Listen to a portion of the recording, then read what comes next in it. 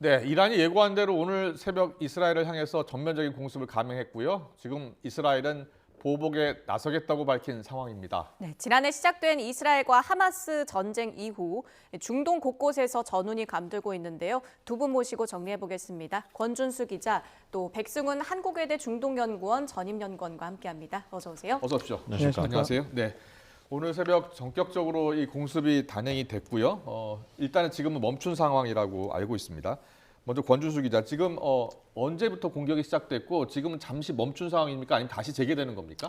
네, 우리 시간으로는 11시쯤, 그러니까 현지 시간으로는 새벽 5시쯤에 이란의 공습이 일단 멎은 것으로 전해졌습니다. 예. 왜 그러냐면 이게 이스라엘군이 주민 대피 명령을 해제한 건데요. 예. 그러니까 새벽 2시쯤부터 3시간가량 이 미사일과 드론 200여 기 가량이 이제 좀 공격이 이어지다가 이제는 뭐 좀 안전하다고 생각이 돼서 주민 예. 대피 명령을 이제 해제했겠죠. 예. 현지에서는 한 3시간 동안 700여 차례 경보가 울린 것으로 전해집니다. 예. 이 화면을 보면서 말씀드리면요. 지금 어떤 화면입니까? 네, 지금 나오는 장면이 이제 상공입니다. 이제 이스라엘에서 동이 트기 전에 예루살렘 상공인데 예. 하늘에서 이제 폭발음이 이어지고 또 이제 반짝거리는 물체가 이렇게 움직이는 거 막 떨어지는 게 저게 미사일입니까? 미사일로 우선 추정되는 파편입니까? 거죠. 예, 저게 이제 미사일로 뭐 파편 다 추정될 수가 있는데 이제 예. 정확히 아직 어떤 미사일인지 또 뭐 어떤 소재인지 확인은 안 되지만 어쨌든 상공에서 저렇게 반짝거리는 물체가 있다는 것 자체가 이제 공격을 좀 받았다고 좀 볼 수가 있을 것 같고요. 이 아이언돔이라고 있잖아요. 이제 그 흔히 말하는 이스라엘의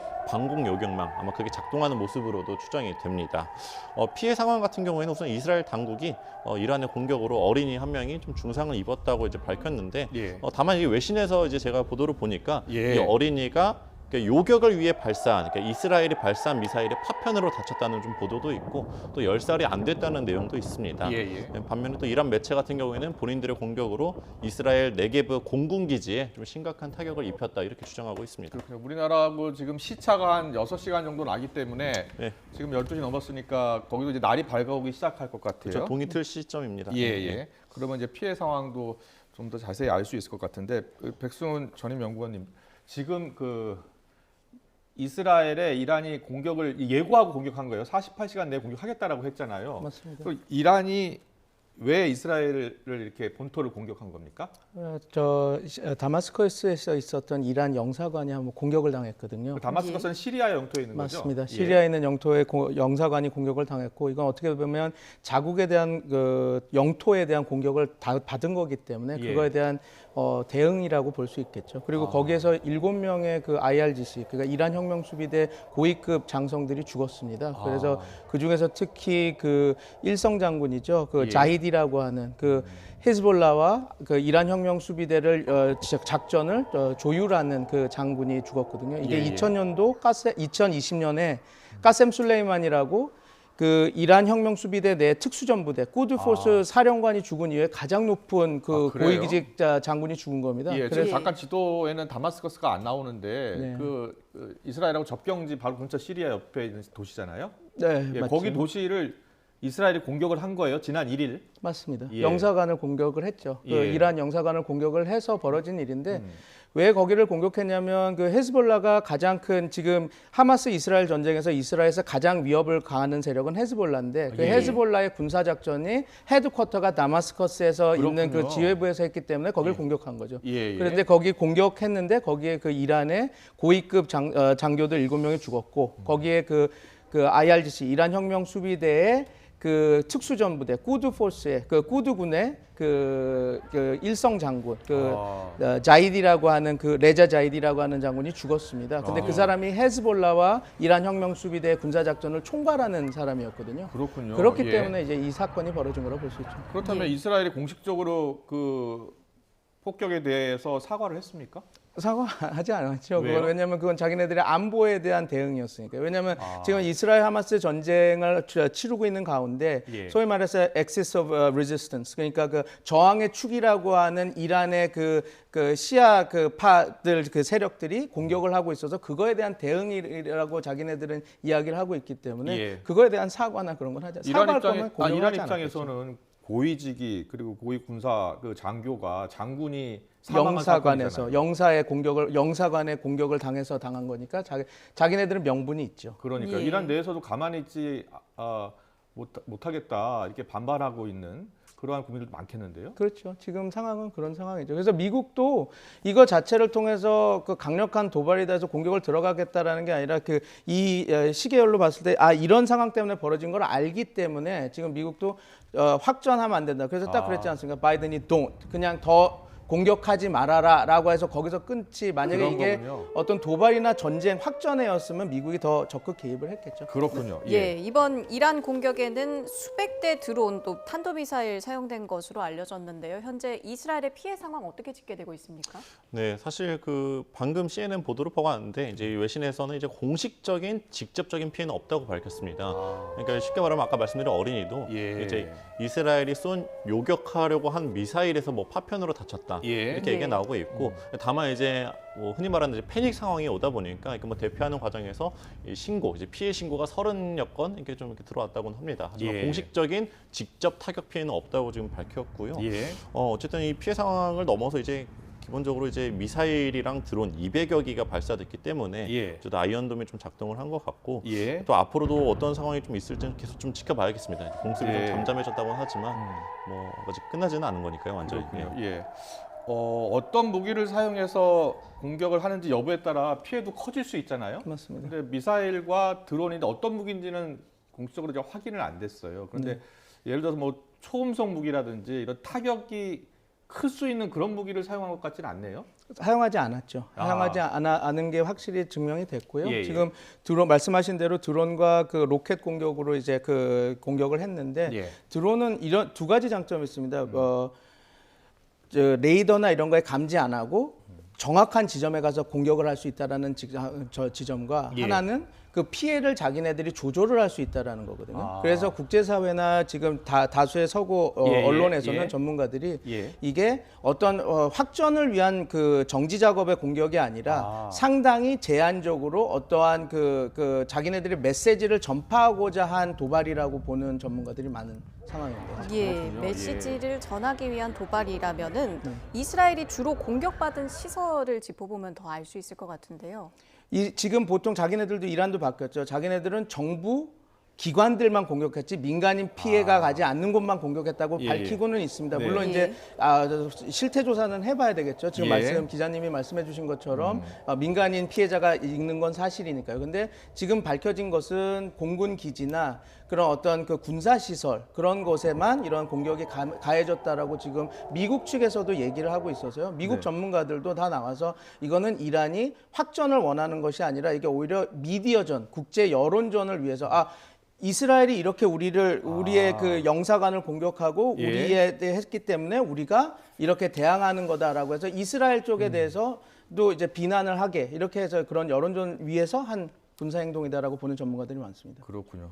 국제 여론전을 위해서 그리고 또 내부의 이란 내부의 정치적 상황도 또 고려해야 되니까요. 그렇죠. 예, 그냥 뭐 좀 달래기도 해야 되고 하니까 공격을 한 건데 지금 문제는 이스라엘이 재보복을 하겠다라고 한 거 아닙니까? 맞습니다. 이스라엘의 공식 입장은 뭡니까? 네, 이스라엘 같은 경우에는 우선 이 공습을 자기네들이 당했으니까 이제 예. 재보복을 하겠다. 예. 이 공습이 일단락되는 대로 다시 공격을 하겠다 이렇게 얘기를 했는데요.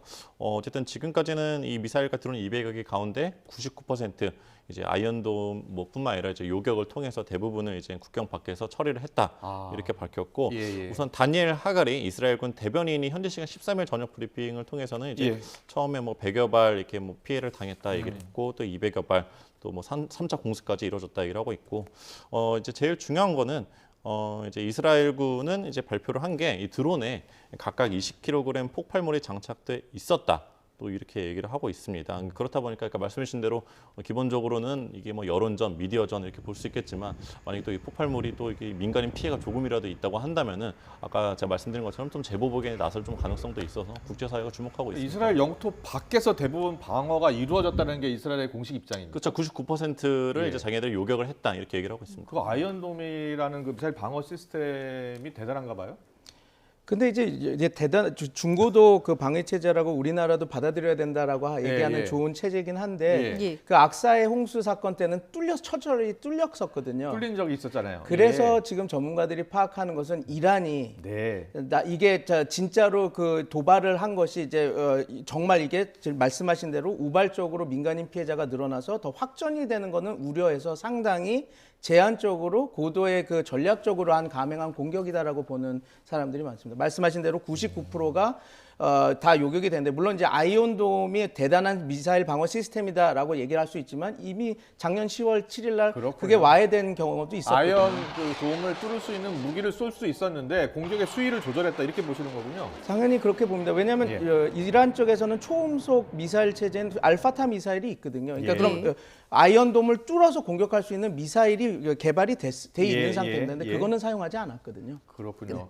걱정스러운 건 이게 중동전이 확전되지 않을까 이게 가장 큰 걱정인데 전문가시니까 이스라엘이 어떻게 대응할 것 같습니까? 이스라엘은 아마 이게 그 울고 싶은데 지금 뺨 때려주는 격이 됐을 겁니다. 지금 이 아, 공격이. 그래서 예, 이거를 예. 활용을 할 건데 예. 그렇기 때문에 미국이 강경하게 지금 나서는 겁니다. 왜? 확전을 하기 싫은 상황이기 때문에. 예. 왜냐하면 미국은 지금 대선 국면 들어가기 때문에 이게 여기서 더 군대를 보내거나 이러면 좀 힘들어지거든요. 예, 그럴 수 예. 있는 역량도 안 되고. 예. 그러면 이스라엘은 만약에 자기네들이 보복을 한다 그러면 레바논 남부의 헤즈볼라 세력을 타격한다든지 예. 아니면 다마스크 시리아에 있는 그 이란 혁명 수비대에 대한 타격이 될 겁니다. 아, 그럴 가능성이 있군요. 예. 자, 이 이란과 이스라엘의 관계 거슬러 올라가면 1979년으로 가게 됩니다. 그 전까지는 호의적인 관계를 유지해 왔는데 이렇게 갈라서게 된 결정적인 배경이 있죠. 네, 원래 그 미국의 중동 정책에서 이란과 이란은 핵심 필러였습니다. 핵심 축이었습니다. 예, 예. 그래서 사우디와 이란이 원래는 가장 친미 국가로서 이게 그랬었군요. 잘 이끌어 가다가 예. 이란 혁명 때문에 그 소위 말해서 호메이니 혁명 이후에 반미 체제가 들어서게 되면서 이제 그 안보의 축을 이렇게 해줬던 이란이 이스라엘로 넘어가고 에너지 안보의 축이었던 사우디가 유지되면서 이스라엘과 사우디가 미국의 핵심 그 린치핀 국가들이 되고 이란은 적대국이 됐죠. 그러면서 그랬군요. 예. 이란과 이스라엘과의 이스라엘이? 사이도 예. 급격히 나빠지게 된 그렇군요. 것이죠. 그래서 그렇습니까? 이란이 이 혁명을 일으키고 새로운 정권이 들어선 이후 처음으로 이스라엘 본토를 공격한 것이다라고 하더라고요. 맞죠? 네. 예.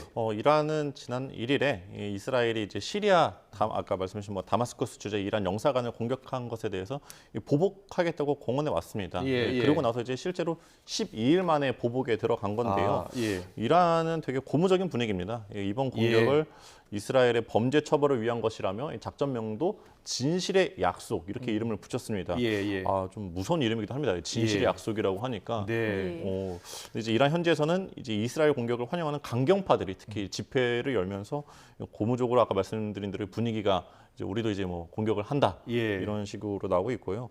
이번 공격에 앞서서 사실 뭐 이란은 이제 호르무즈 해협에서 이스라엘이 운영하는 선박 MSC 에르즈호를 납포하기도 했습니다. 그렇죠. 예. 그러니까 이게 쉽게 말하면 선박을 이제 빼앗은 건데 예, 예. 이스라엘군은 이번 납포를 이제 테러 행위로 규정하고 대가를 치를 것이라고 이렇게 또 맞받아서 또 경고하기도 했고요. 그렇군요. 예, 이스라엘은 이란의 이런 직접 공격에 대비해서 예. 그 전부터 이제 모든 군에 비상을 걸고 예. 이 기존의 이제 팔레스타인 그 가자지구 전쟁 외에도 이 주변 국가들과의 확전을 대비해오는 모습이었습니다. 예. 예, 지금 이제 이란의 지원을 받는 그러니까 이란 편인 거죠. 이제 레바논의 무장 세력인 헤즈볼라 같은 경우에도 때맞춰 지금 25발 정도 미사일을 발사한 걸로 지금 CNN 보도가 나오고 이제 외신들이 이렇게 전하고 있는데요. 네. 확전 우려 이제 현실화가 좀 있는 부분이긴 합니다. 예. 그렇군요. 예.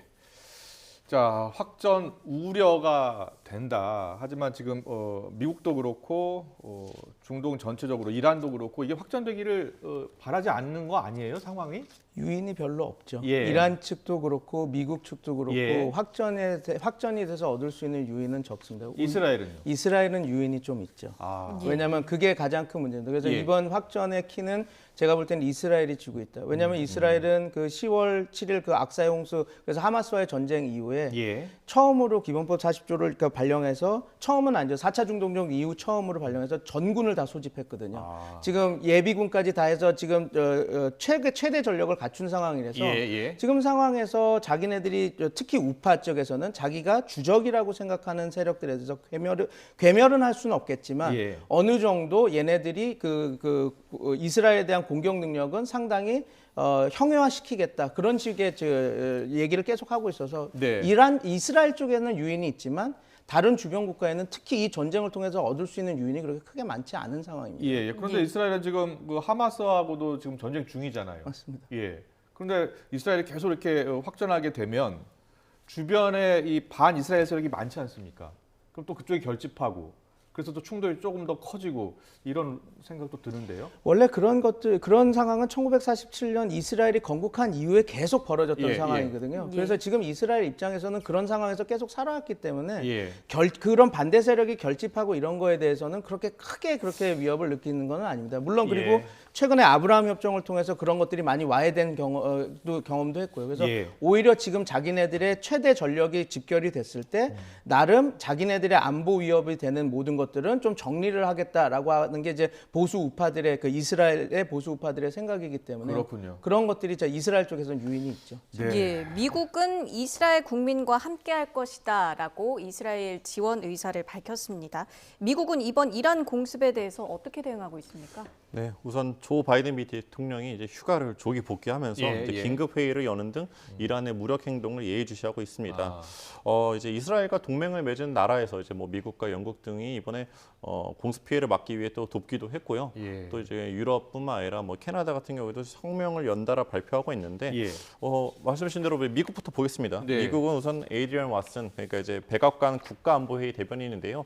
이 대변인이 국가안보회의 이름으로 이 성명을 내면서 이스라엘 국민과 함께할 것이다. 이제 동맹국이라는 점을 좀 강조를 하면서 예. 이란의 위협에 맞서서 이스라엘의 방어를 계속 돕겠다 이렇게 밝혔고요. 이란은 미국 정부를 향해서 계속 분쟁에 개입하지 말라고 하고 있는 것이고. 그렇죠. 예. 예.